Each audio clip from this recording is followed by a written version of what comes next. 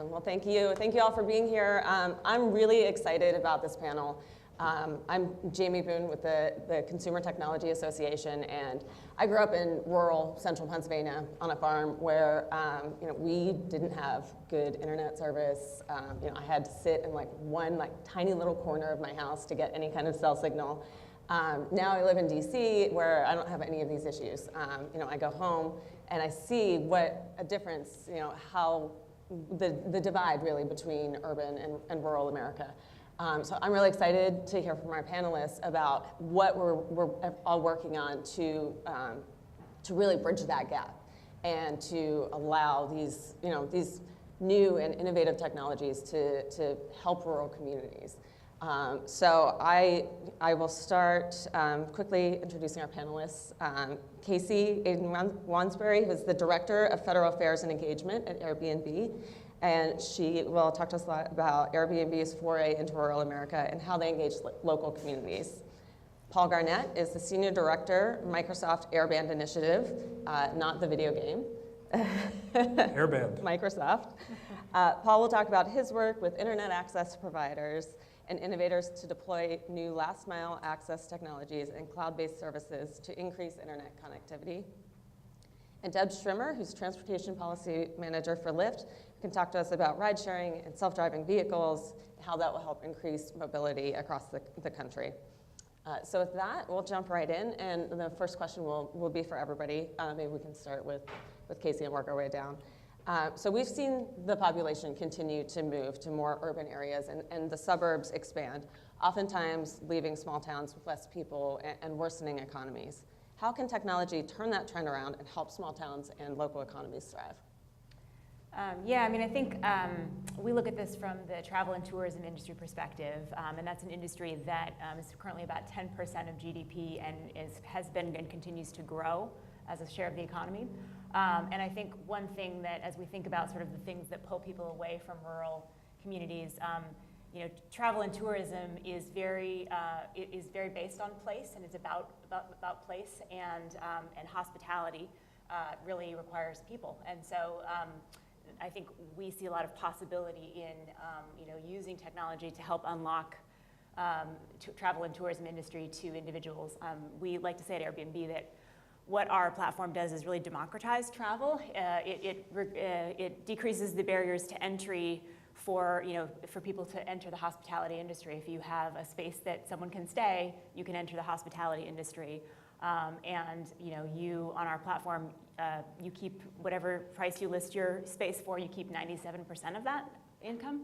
And so it's really a way for people everywhere, including rural areas, to unlock potential income that they can use to stay in their communities. We did a report on our presence in rural America last year, and I think that U.S. hosts within the last year made about $500 million on Airbnb. So it's definitely, I think we see a lot of potential in the future of that in rural areas.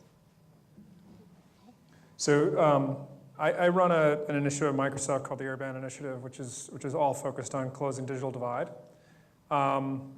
Very focused right now in the US, but also globally. So if you look at around the world, basically 98% of folks who are on the wrong side of the digital divide are actually outside the US, even though we obviously have a big problem here. Within the US, you have about 30 million people who don't have access to broadband, and most of those are in rural America. As you mentioned, we have a pretty urban country, certainly relative to emerging markets. So in the US, we have something like 88, 89% of the population living on 8% of the geography, which means that most people are living in urban, suburban kind of environments. And that creates particular challenges when you're looking at getting something like broadband access or any kind of infrastructure out to rural areas. I think for us, we're very interested in figuring out how we can work with partners to improve the economics of delivering access into these communities. We've made specific commitments in the last year to help close the digital divide for 2 million Americans living in rural areas who don't currently have access. So that's a measurement that I'm measured against, and my team is, over the next 5 years. And we're in the process right now of basically partnering up with different types of network operators, internet service providers of various types to go out and do this with them. And we've had incredible response from companies who are ready to work with us to help address this, primarily smaller operators who tend to be a bit more nimble and kind of feel the pain of being in rural America more than others. And I think, if you're someone in a rural area in the US, I mean, you mentioned yourself having grown up in an area where you had inferior connectivity, this absolutely makes a difference. Whether you're going to go there in the first place and move there or set up a business, or whether you're going to stay there. If you're a kid growing up in a rural area, you're going to stick around if you're not going to have any kind of connectivity, and it impacts job prospects and things like education and healthcare and other issues. So we're definitely committed to helping address this issue. I'm happy to talk more about that over the course of this panel. Thanks. Debs? Yeah, well, thank you for having us here. Really excited to be part of this panel. And the way that Lyft thinks about this is really recognizing that we're a two-sided marketplace. So we have our driver community and our passenger community. And in a rural context, both actually gain so much from being able to have access to new transportation options. And when we think about rural communities, these are really the areas that are most underserved by public transit options. These are areas where the land use and density is really spread out, and it makes it really challenging to get home from driving home from a bar after you've been drinking, thinking about high rates of DUIs. Things like that are so important to work on in rural communities, and being able to have a better transportation option where you don't have to get behind the wheel after you've had a few drinks, or you don't have to rely on public transit that either doesn't exist or is really infrequent or unreliable. Ride-sharing can really help do that. So from the passenger perspective, having a reliable and affordable transportation option actually is a real economic boon for communities. It helps people explore their community. It helps people stay out later. And some of our research from last year actually found that Lyft passengers spent over $2 billion contributing to their local economy. So this is really an area where rural tourism, agritourism could really start growing even more as people can have new options to get around. And from the driver's side, this is really a way to help add more flexible income and really utilize an underutilized asset. Most folks in rural communities do rely on having to own a car, and so being able to use that as a way to have supplemental income and actually connect with your neighbors is a really great value proposition. We know that about 89% of Lyft drivers have actually given a ride to their neighbor or someone in their community, and so when you start thinking about those social connections and what happens when you have these new technology platforms that can connect people and be able to offer rides, it really has a lot of potential. Absolutely. And Paul, obviously these systems all rely on connectivity, and with the Microsoft initiative, thinking beyond that, and from a public policy perspective, what unique challenges are you seeing, and how can the federal government be helpful in expanding that? So really, there are three main challenges that we face. One is, and this is going to get into sort of policy minutia a little bit, but one area is spectrum policy. So this is basically how the FCC regulates the airwaves.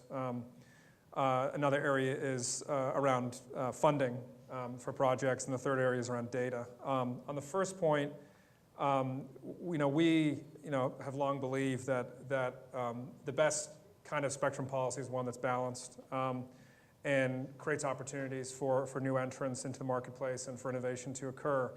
And what that means basically is models like what's called exclusive use licensing, which is what the mobile operators rely on to get their licenses and spend billions of dollars to do that.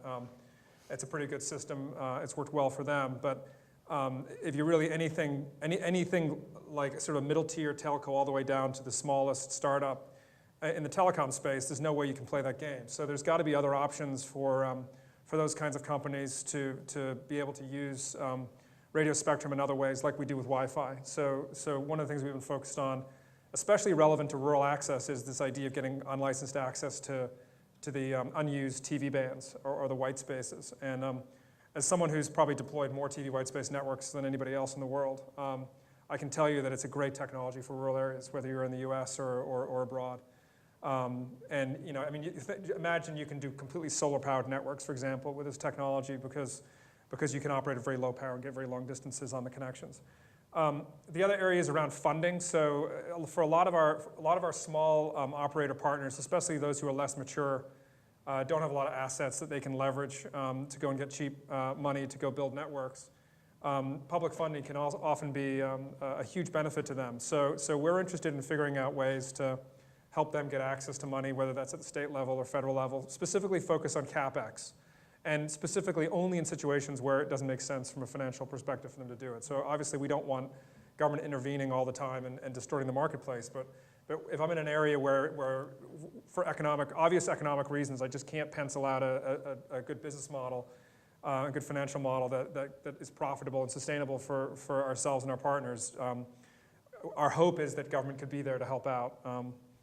That can also be non-funding kind of assets. So for example, one of the things we've talked about actually even in your home state is the idea of getting access to public assets. So a lot of states have a lot of public infrastructure they control. And there's a lot of value in that. So while many states are cash strapped, they actually are sitting on a huge value. So think of getting access to government-owned towers and the like. And then the third area is around data. The FCC recently released its latest broadband report on the availability of broadband around the country, and what they say is basically I think it's 19.4% of folks in rural America don't have access to broadband, as measured by the FCC, 25 megabits per second down and 3 up. The data is not great. The FCC's data is the most definitive data that's out there, unfortunately, but I think it's woefully undercounting the extent of the problem. I mean, we just looked anecdotally at some locations and just done a day of research and called up the broadband providers who allegedly have service available in those areas and spoke to folks in the local community or talked to real estate agents. And there's no broadband access in a lot of these very rural areas, which is obvious. You look at the map and it's like, well, there's only 7,000 people in some county, and it claims that everybody in the county has broadband access, even in people living in census blocks with a population of 0, which is a little strange. So I think whatever we can do to, and this is not, by the way, this is not about blaming broadband providers or the FCC for this. It's just they are the definitive providers of this data. We should try to make the system work better so that we can all have better data, so that when we sit down with broadband providers and decide where we're going to go invest, we know exactly where to go. The problem right now is I look at a large splotch on the map and say, okay, I'm going to go there and provide broadband access, and I really have no idea, based on the FCC's data, whether or not that person's already served or not. So those are the 3 areas. So with these challenges, Casey and Debs, how are your companies working to address this? How to get into these more rural areas and provide the same services that we're seeing in city areas and reaching these smaller communities? Yeah, I mean, I think, in terms of, we would agree that both broadband is obviously extremely important to being able to connect to online platforms, but, physical infrastructure is also important, for travel and tourism, being able to, to get around in more rural areas is important as well. So I think, partners like Lyft are important for that. I think we're hopeful, I think, at the federal level that there's certainly an increase in conversation about supporting more access to broadband, rural broadband. In fact, I think there's a congressional hearing on it today as we do this panel. It's not nearly as much fun as this event. I think there's a couple of legislative vehicles. The Farm Bill's gotten some attention recently. I think there's some effort to try and get some rural broadband funding in the Farm Bill. USDA has done a lot of work to try and help provide information and some guidance on that point. So I think we see ourselves as part of a coalition of trying to work to improve these services. But I think and then in terms of our own platform, I think just helping people in rural communities understand what the potential I think is and rural local governments understand the potential of that a sharing economy can bring to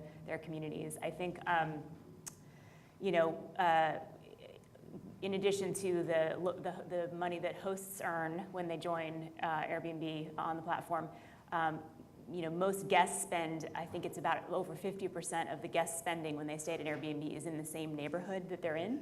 So it's not just the host that's earning that income, it is the coffee shops, the restaurants, the music venues, places around that neighborhood that are getting that money. So it's spreading money around the whole community. The local governments are also getting that hotel and occupancy tax income. We're able to help at Airbnb, we're able to help collect that tax through the platform and remit it to local governments. And so it's an additional source of income to be invested back in the community. So sort of helping local governments, local businesses, and potential hosts understand the benefits is what we've been working on. And I think we can talk more about some specifics about our presence in rural America, but we are really seeing a pretty rapid growth. And so I think it is really, even with the connectivity we have right now, taking off. So maximizing that potential is important. Yeah, I agree so much with everything that's been said, in particular about how do you raise brand awareness of these new types of services in rural communities. I mean, you'll notice both Airbnb and Lyft really predominantly started in urban areas, and it's a real challenge for us to raise this public consciousness of ride sharing. It's something that maybe the folks in the room are very familiar with and depend on it regularly, but it's such a small percentage of the population still that has taken ride sharing or knows what Lyft is. And as we continue to expand across the country, what we really need to focus on is how do we build that awareness in rural communities and get people excited about these new types of services. And this is really important when you think about the demographics of who lives in a rural community.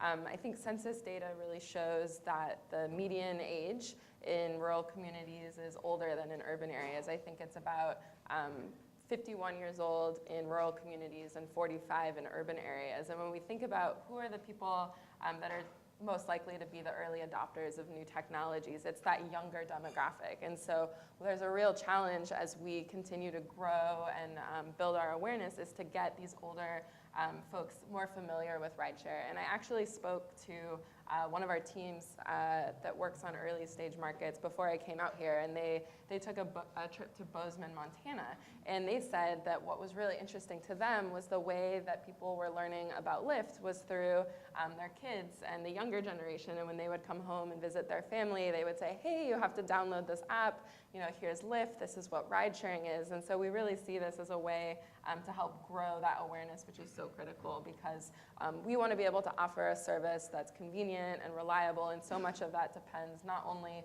on the demand side, but also the supply side. And so we have to work hard to get people excited to become Lyft drivers, but also to use the service, because when the wait time is really high and it's unreliable and you feel like you can't get a ride, people don't want to drive, but then at the same time, people don't want to use the service. So you have kind of this chicken and egg thing, and what we think the best way to do to address that is to make sure that everyone knows about Lyft and knows about ride sharing and feels comfortable using that service. Okay. So I've read that Lyft recently announced it's rolled out service to every corner of 32 states and is making it available everywhere there's road in 40 states. Why is it so important for Lyft to make this investment in rural America? Absolutely. So 2017 was a really big breakout year for us. We've now passed the milestone of doing over 1 million trips every single day, and adding expanded coverage was a really critical part of that. So like you mentioned, we now operate fully live across 40 states. I think we now can provide service to like 95 or 96% of the US population, which is really great, and just ultimately ladders up to our mission, which is really about improving people's lives with the world's best transportation. And to do that, you have to focus on urban areas and rural areas. And like I mentioned earlier, rural communities have so much to gain when they have better access to transportation. This can reduce healthcare costs, being able to get to doctor's appointments and be able to see family and stay independent. It's able to connect you to more economic opportunities, but it's also about safety. And in rural communities, what we see is this really big disconnect where the total population in the United States that lives in rural communities is about 19%. But when you look at the total percentage of traffic deaths that happen in the States, 49% of those actually happen in rural communities. And so you see this disconnect where a much smaller percentage of the population is actually experiencing some of the biggest traffic safety injuries and collisions and fatalities. And this is really due to distracted driving. This is due to poor infrastructure. This is due to driving under the influence. There's a whole host of things. And so being able to make the biggest impact and be able to provide an alternative and create safer transportation for people is so important to us. And so when you're engaging in the rural communities at the local level, you often have unique challenges that come with dealing with local government.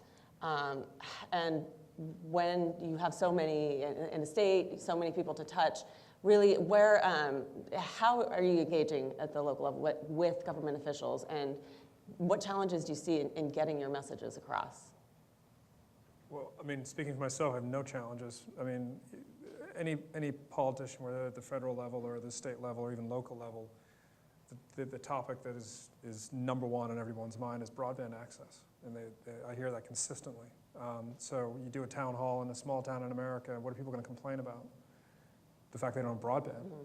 So going into local communities for us, and oftentimes it's either directly or it's through our partners, has actually been quite good, and governments are ready to do whatever they can to help us get this done. Whether, like I said earlier, getting access to public assets is an example of that.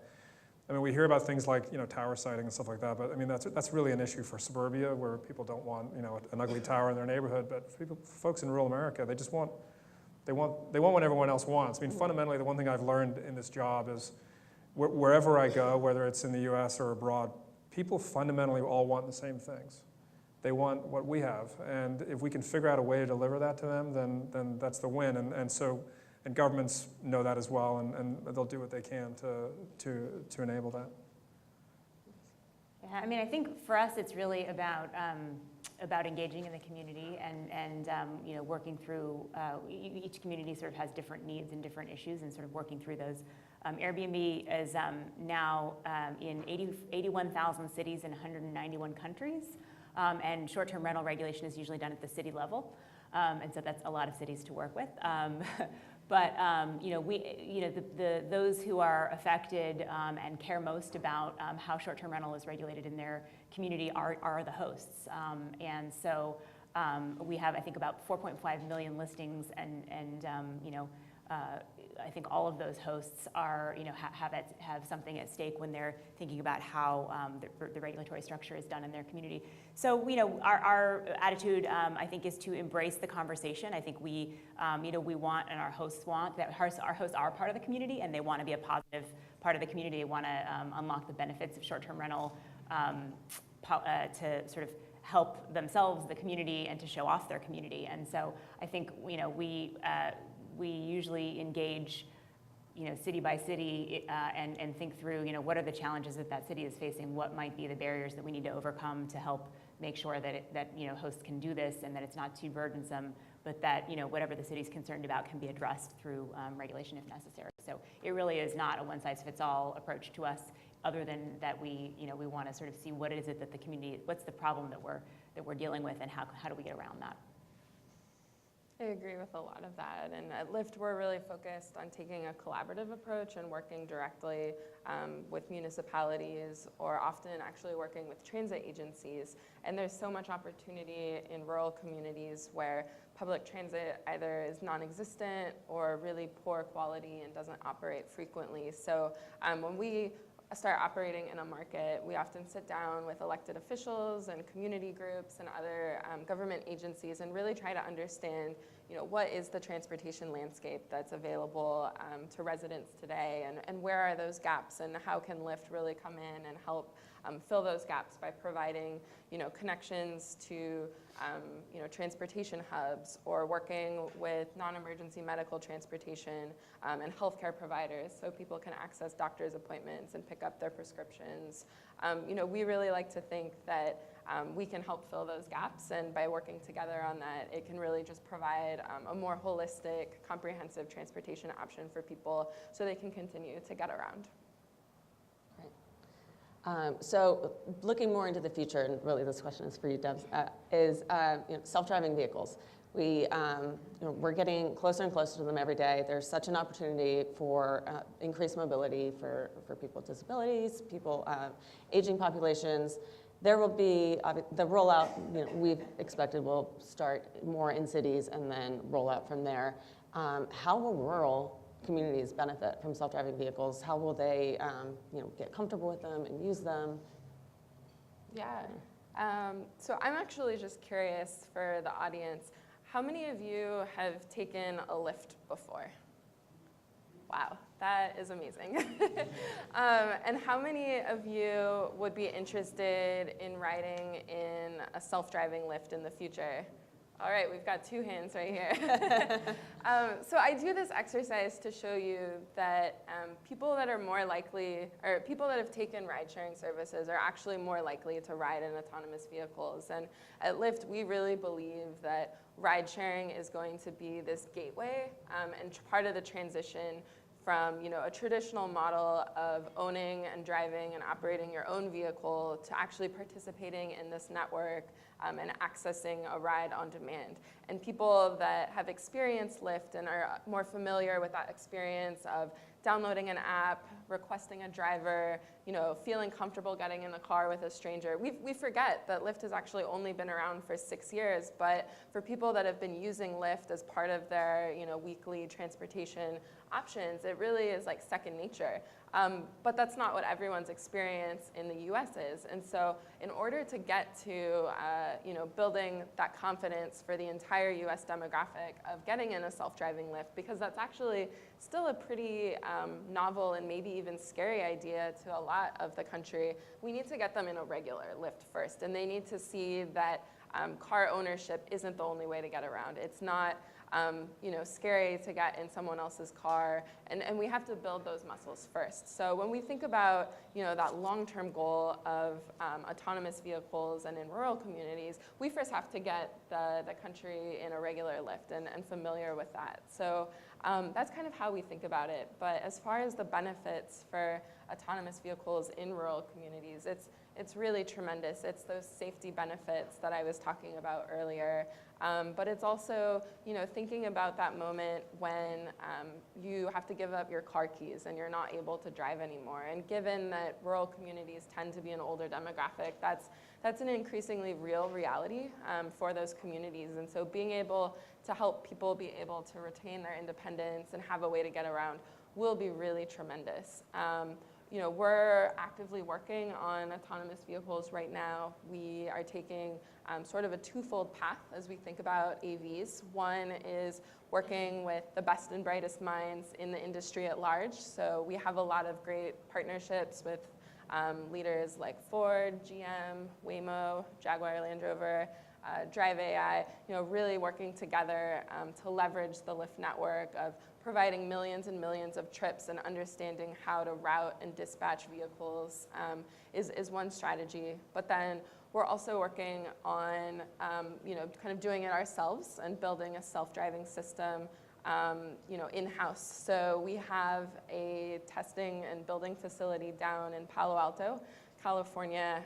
We call it Level 5, which is in honor of the 5th level of automation, which is fully autonomous. And we're really pursuing both of those. So it's hard to know exactly when we're going to be fully operational and in rural communities. But we know that in order to get to that end goal, having people familiar and exposed to ride sharing will be critical, and also thinking about some of the infrastructure needs to help support our autonomous vehicle network will be critical. The connectivity issue is one part of the infrastructure equation, but we're really excited about a self-driving vehicle network that's primarily electric vehicles. And so thinking about some of those charging infrastructure needs to power up the cars and be able to provide them out, especially in a rural context where those land use and densities are much lower and you might have to travel further to pick people up. Being able to access a reliable charging network will be a big part of that equation. and I'm glad you brought up infrastructure. There's been a lot of action, a lot of talk out of the administration, out of DOT, out of Congress on doing an infrastructure bill, and how this is a great opportunity really to start to address some of those issues that we see down the road that will be so important, and increasing connectivity and broadband should be a really big part of that, and it's a great opportunity. What are you all working on at the federal level to try and get some of those initiatives incorporated by the administration, by Congress?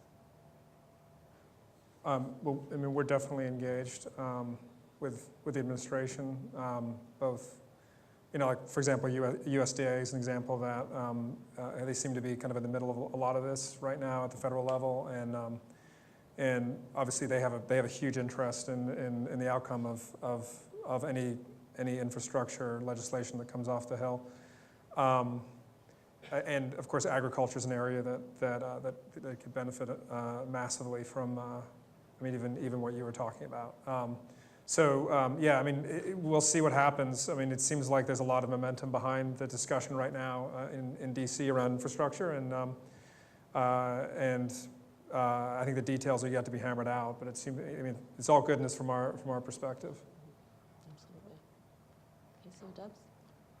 Yeah, I think, as I said earlier, I think we care about both, broadband infrastructure and physical infrastructure. I think both pieces are important for, for continued travel and tourism industry. I think, so we're working to support both those things. We're also working, at the federal level in a couple of less conventional ways. We've got a partnership now with the National Parks Foundation to really highlight listings around national parks. And so, I think as we look at sort of expanding our network and incentivizing rural hosts, things like that, partnership, investing in, in our public lands and national parks are important to us as well. I think the majority, the biggest concentration of our listings in rural areas are either around resort areas or national parks or other natural land features. Although, and you tend to think of those as being primarily in the West and Mountain West, although actually the fastest growing percentage of hosts now are in the South and Midwest, and so I think a lot of the more regional and less sort of prominent natural features are also becoming draws for people. I think the other thing, just to quickly add, was that the one thing that's good, I think, in the current discussion around infrastructure, just to highlight a point you just made, is that the one thing that is really good we're seeing is that the policymakers are recognizing that infrastructure isn't just about roads and canals and that sort of electrical systems and that sort of thing. So broadband is definitely a part of the discussion now in a way that it never has been. And so hopefully the outcome of all of this is that there is an approach that can recognize all this and find ways to promote it across the country. And Debs, we've seen DOT, Department of Transportation, really leaning in on AV policy, on self-driving vehicles. And we've seen bills in Congress, both the House that's passed their bill, the Self-Drive Act, the Senate still waiting to get their AV START Act across the finish line. How important is that to actually being able to realize self-driving vehicles and for communities to be able to eventually benefit from them? Yeah, it's a good question, and having a federal landscape of smart regulations is going to be really critical to rolling out autonomous vehicles, much in the way that thinking about having smart regulation in place for rideshare as an industry today was such an important piece. So we're really engaged at the federal level, working with the players in DC, but we're also working at the state level as well as at the local level, because when you think about the rollout of autonomous vehicles, all layers of government are going to be affected, and this is such a big transition. We want to make sure that we're working in collaboration with all of stakeholders as they think about how is this transition going to work from a regulatory and legislative perspective. But sort of going back to the infrastructure bill, we really have a big moment right now to work together and help build a 21st century transportation network. And I think you put it really well. It's not just about infrastructure like roads and charging stations, but the connectivity piece is really important. but also thinking about how we can actually partner together with the public sector and help them in partnerships be able to take advantage of new technologies.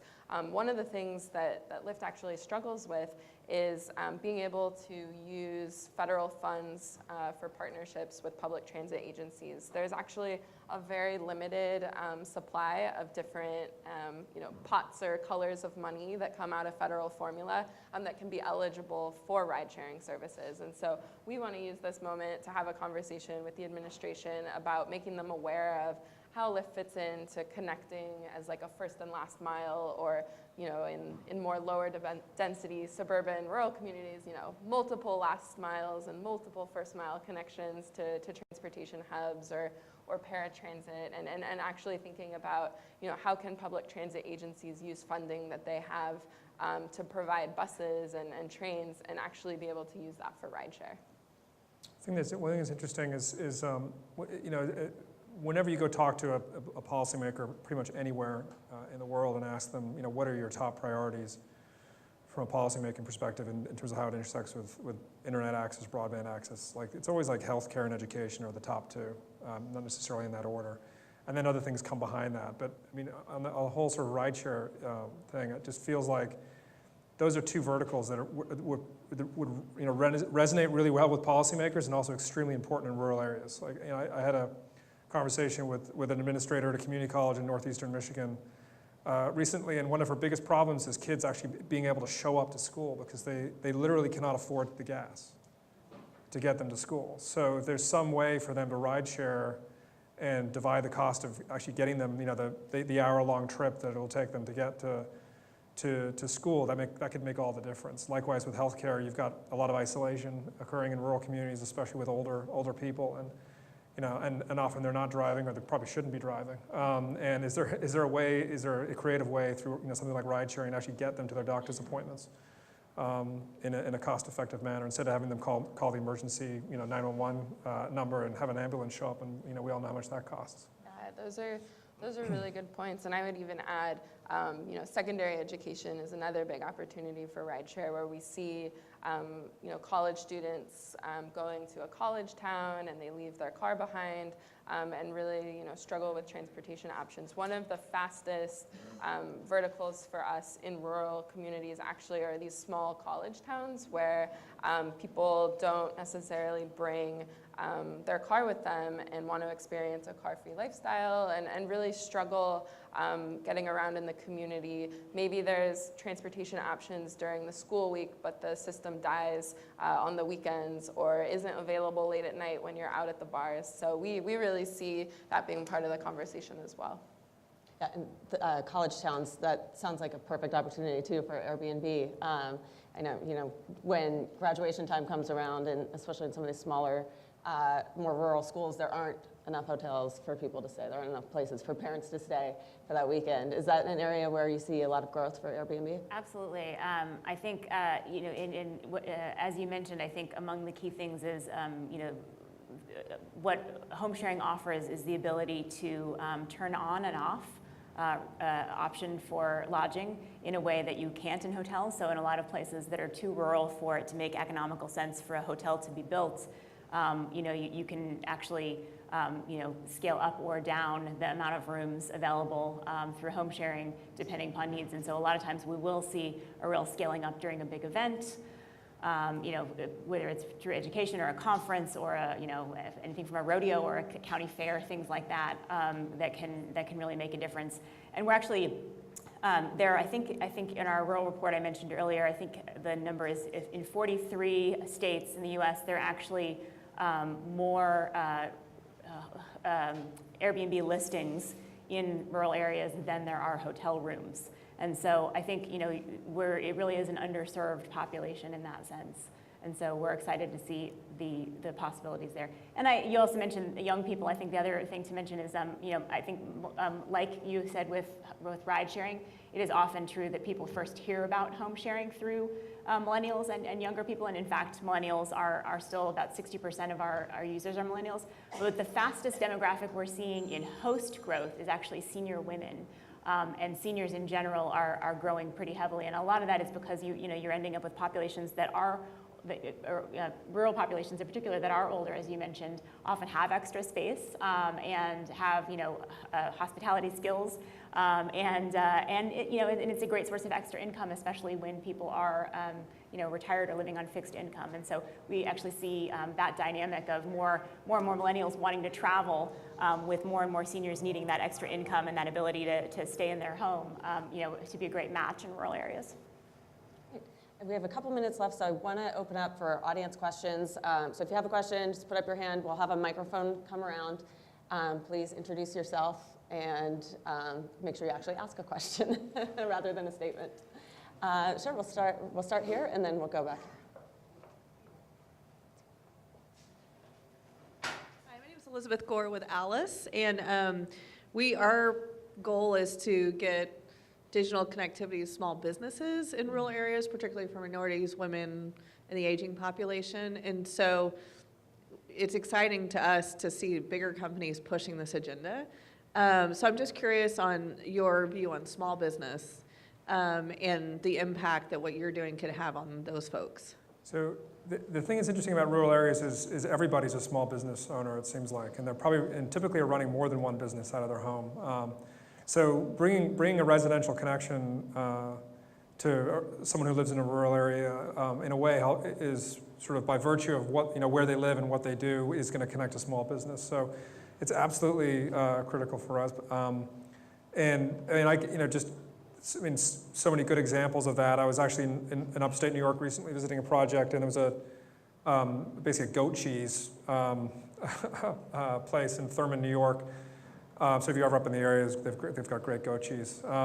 But they had no connectivity up until probably a few years ago, and it made a huge difference to them. They were just completely isolated and couldn't.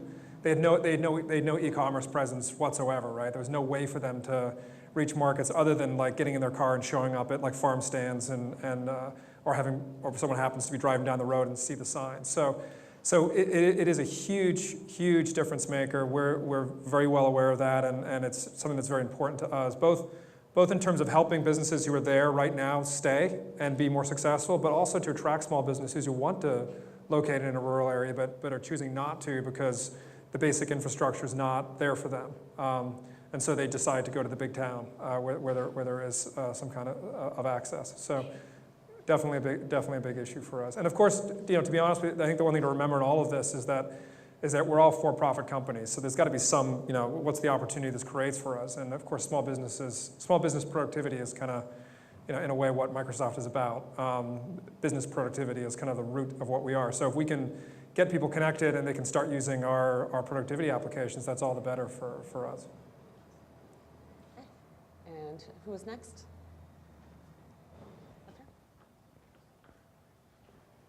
My name is Becky McRae. I live in a town called Hopeton, Oklahoma, population 30. If there's somebody from a smaller town here, I want to hear about it. Are there other small town people here?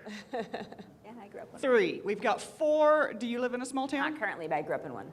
All right. So that's 5 small town people in the room. What, 6? Well, she grew up rural, but she does not live in a small town. I'm drawing a little distinction for currency right now. One of the things that occurs to me as I'm thinking about this from a current rural person perspective is it's not about last mile, it's about the last 100 miles in many cases, because it's connections between towns that is a huge transit issue. We far more than taking trips around town, which we can find someone to help us with that if we're older or we need assistance. That's sometimes, and we have little local taxis in many smaller communities. What we don't have is an easy way to get to this next bigger town where we can get the essential healthcare services or the other important things to us. So that is one huge issue for transportation that I would like for you to address a little bit. Please, Debs. Sure. So I think everyone in the room heard that, but it was a question about, how do you think about, not just getting around within a town, but getting from one town to another? And I absolutely agree, Becky. That is a really big question for us. And it's actually the main question that Lyft sought out to answer over 10 years ago, before Lyft was Lyft. A little bit of history about our company is that when we were first created, our founders, John Zimmer and Logan Green, actually created a company called Zimride. And Zimride was a service really focused on long-distance carpooling. And this was designed for college students that were trying to get home over the holidays or over a break. And it was sort of a digitized version of the message board, where originally you'd put up that Post-it that says, I'm going to leave and drive on Saturday. I have this many seats in my car. I want to fill this up. Give me some money for gas money. And what Zimride did was actually put that platform online and make it easier to connect people and be aware of these informal transportation networks. Lyft then turned into Lyft in 2012 when the smartphone became a really big part of how we operate in daily life, because Zimride was actually like a website. I think it had a connection to Facebook, but it wasn't a mobile app. And so that mission to fill seats in cars really pulses through the DNA of Lyft from that Zimride origins. And so when I think about those long distance carpooling applications that were our roots years ago, what you're describing is really similar. And I think that there's an opportunity now with smartphones and that on-demand, real-time matching capability for us to think about how can we leverage those technology services, not just for getting around town locally, but these longer distances like you describe. And there's so many benefits to that, not only from the emissions perspective of people driving alone in their car, but actually from the cost perspective. And it's cheaper when you share the ride, and that's that's a policy priority that cities and governments are really interested in. So it's not the current focus of how we're thinking about Lyft right now, but given that it's such a big part of where we come from, and I think as we look to the future, it's something we want to continue to think about, and just recognizing that we have so many new tools at our disposal right now with on-demand technology, and being able to leverage that for long distance travel is really important. Okay. Any other questions?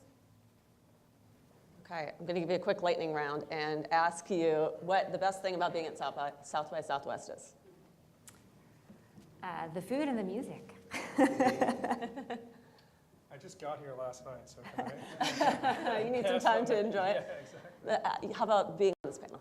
You didn't let me in. So far. I've learned so much from listening to the other panels. It's great. Same here. Yeah, I think I got in yesterday as well, so I'd say Austin has really fantastic tacos, and I'm looking forward to seeing the rest of the speakers. All right, please join me in thanking our panelists. Thank you.